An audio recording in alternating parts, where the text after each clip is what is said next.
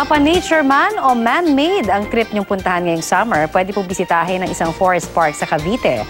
At ang patok na water park naman sa gitna ng mall sa Laguna. Pasyalan po natin ang mga yan sa report na ito.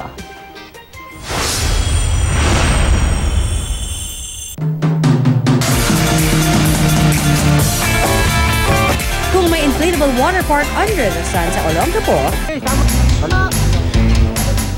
hindi pa huhuli ang Pagsanhan, Laguna. Meron din itong water park na sa gitna naman ng isang mall. Iba't ibang water playground na po pwedeng masubukan. Rainbow slides, water trampoline, pati water toys tulad ng giant ducks, spinners, at totters. Bidang atraksyon sa buong water park itong giant inflatable pirate ship, kung saan po pwedeng mag-ala pirata habang nilalampasan ang obstacles ito sa loob. Sabi nga ng ibang customers namin, nakakapagod din siya pero sobrang saya.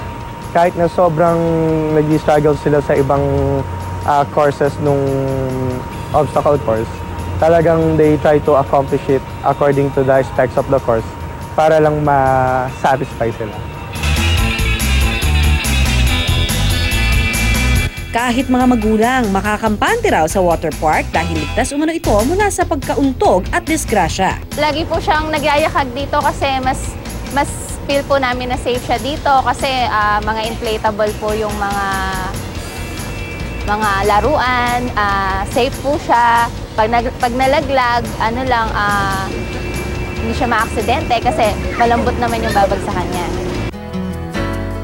Sa mga mahilig naman mag-nature tripping, puntahan ang forest park na ito sa Maragondon, Cavite. Hatid nito ay mga nakabibighaning tanawin, mayayabong na punong kahoy at swimming pool na overlooking ang Maragondon River. Sa tent natin, we require the reservation, ma'am. Kasi baka biglang dumating sila, fully book pala kami. Para may 100% na may spot sila.